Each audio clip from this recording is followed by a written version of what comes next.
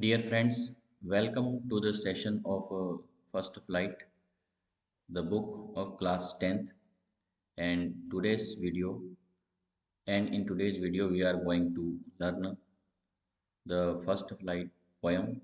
The name of that poem is Fire and Ice. So let us start. So friends, fire and ice class 10th के अंदर lesson 1 में एक poem है जो काफ़ी important है। एग्जाम्स में भी इसके क्वेश्चंस वगैरह आने के चांसेस रहते हैं और ये काफ़ी छोटी पोएम है लेकिन इम्पोर्टेंट पोएम है।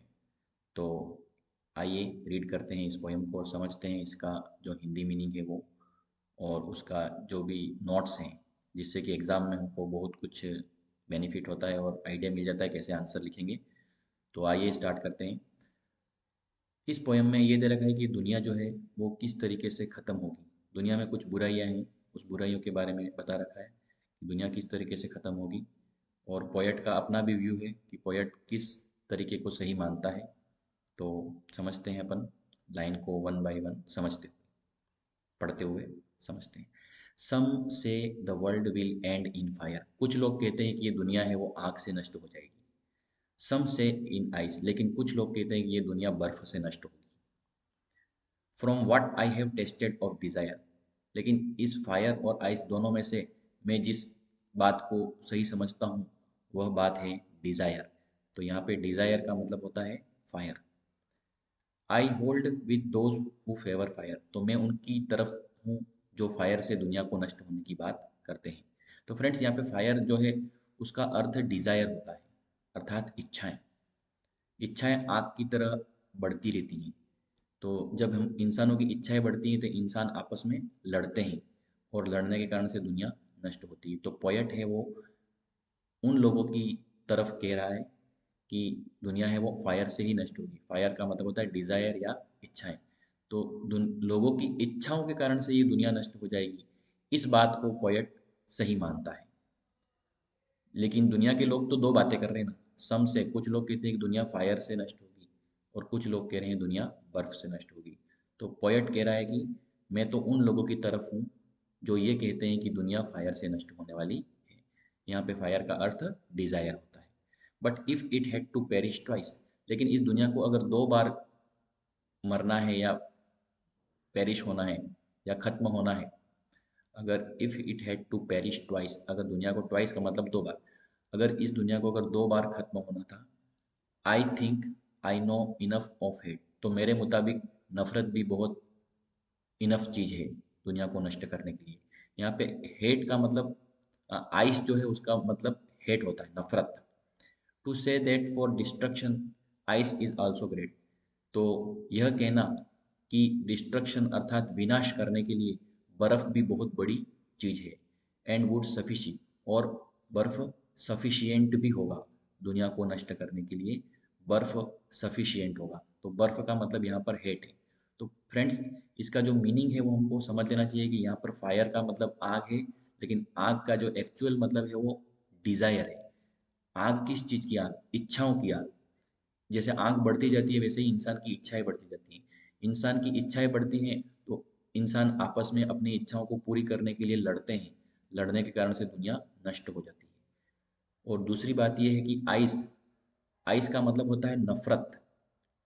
इंसान एक दूसरे से नफरत करते हैं। जैसे बर्फ़ होता है वो दिखने में हमको ठंडा फील होता है, लेकिन वो अंदर से नुकसान पहुंचाता है। वैसे ही नफरत होती है वो डायरेक्ट दिखती नहीं, अंदर रहती है, लेकिन अंदर अंदर ही वो दुनिया को नष्ट करने का काम करती है। एक दूसरे की मदद नहीं करते हम, एक दूसरे से नफरत करते हैं, मन में एक दूसरे के लिए गलत चीज़ रहती है, तो उसको ही हेट कहते हैं।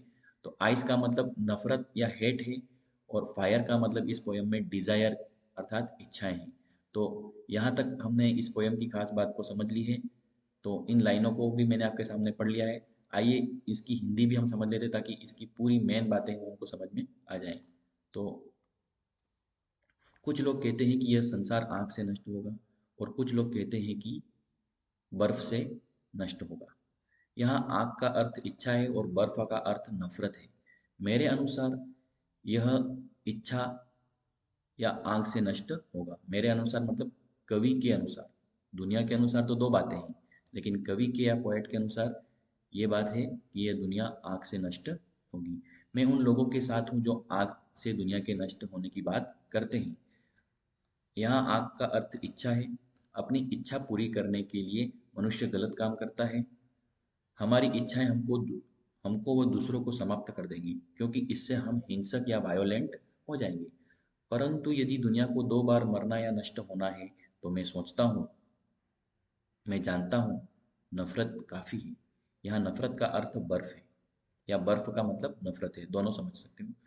यह कहना कि नाश के लिए बर्फ बहुत महान है, दुनिया का विनाश करने के लिए बर्फ बहुत महान है, अगर हम यह कहते हैं, और यह काफ़ी और पर्याप्त भी है। तो ये पोयम की लाइनों का हूबहू हिंदी मतलब मैंने लिखने की कोशिश की है।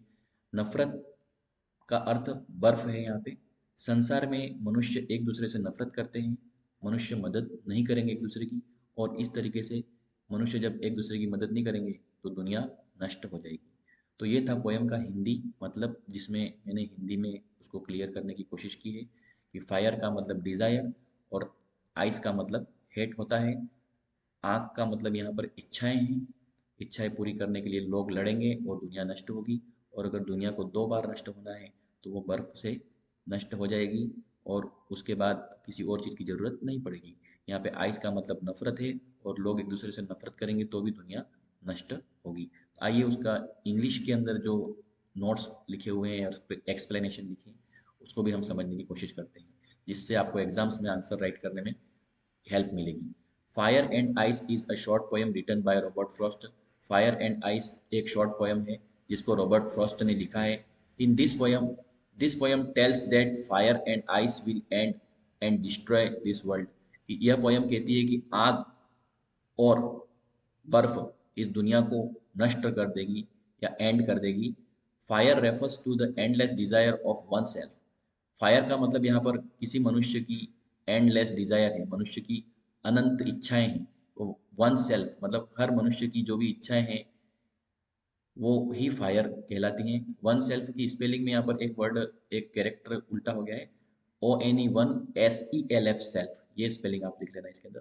SELF, SLEF हो गया है, तो SELF कर देना इस स्पेलिंग को। ONE SELF ये स्पेलिंग होगी, ये इस पर ध्यान दे दीजिएगा अलग से आप।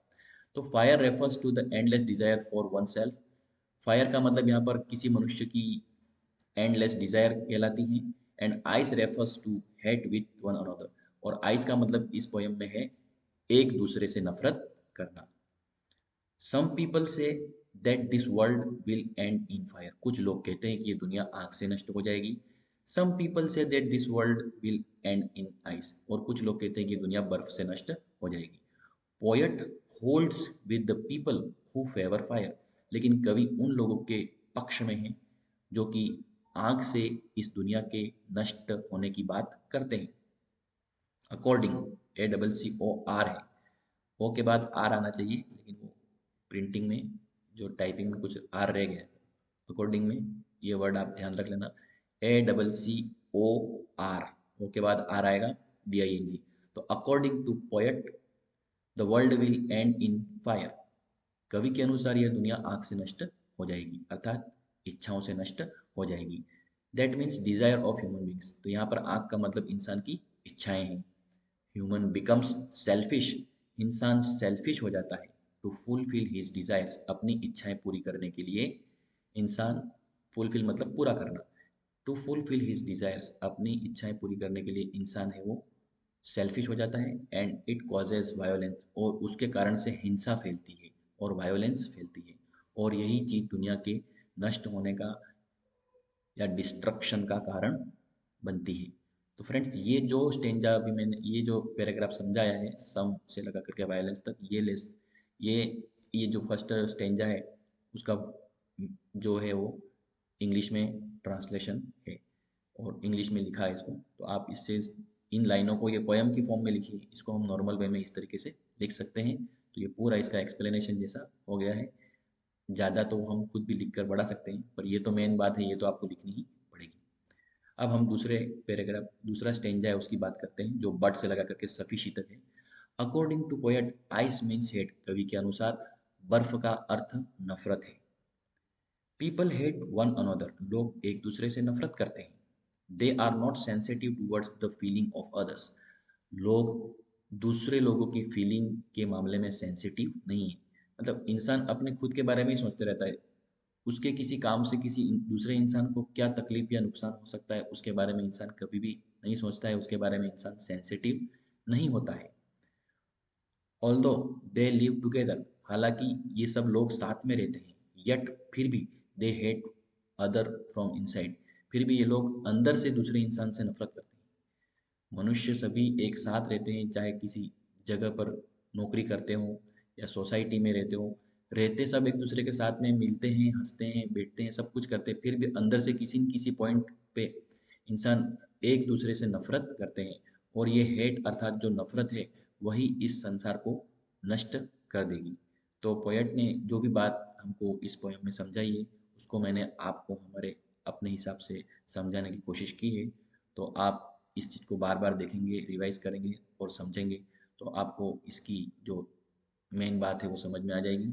और आपको एग्ज़ाम में जो भी रिलेटेड क्वेश्चंस आते हैं उसको करना एक इजी टास्क हो सकता है। तो इतनी कोशिश मैंने आपके लिए की है, और आगे भी इसके लिए कुछ न कुछ जो नए लेसन्स होंगे या दूसरे ग्रामर के टॉपिक हों या इंग्लिश के टॉपिक हों या सोशल से रिलेटेड टॉपिक हों, तो मैं आपके जो सिलेबस में उसके अकॉर्डिंग कुछ न कुछ इसके अंदर आपको मटेरियल सर्व करता रहूँगा। तो आप इस चीज़ को पढ़ें और बार बार रिवाइज करें। और अगर आपको कुछ नोट करना है तो वीडियो की स्क्रीन को पॉज करके या रोक करके आप उस चीज़ को लिख भी सकते हैं, इसमें जो भी प्रिंटेड जो भी मटेरियल है। और यहाँ पर दो जगह मैंने स्पेलिंग के बारे में आपको बोला था, तो कभी कभी इस तरह से हो जाता है, तो आप इसको नोट जरूर कर लें। वन सेल्फ, ONESELF होगी यहाँ पे स्पेलिंग, और अकॉर्डिंग में ACCOR, ओ के बाद आर आएगा, ACCORDING, ये सही कर लेना, बाकी सारा सही है। तो फ्रेंड्स, आज के लिए ये लेसन आपके लिए इनफ था, और नेक्स्ट टाइम नेक्स्ट वीडियो में आपके साथ मिलूंगा। Till then take care, goodbye, and think good for all.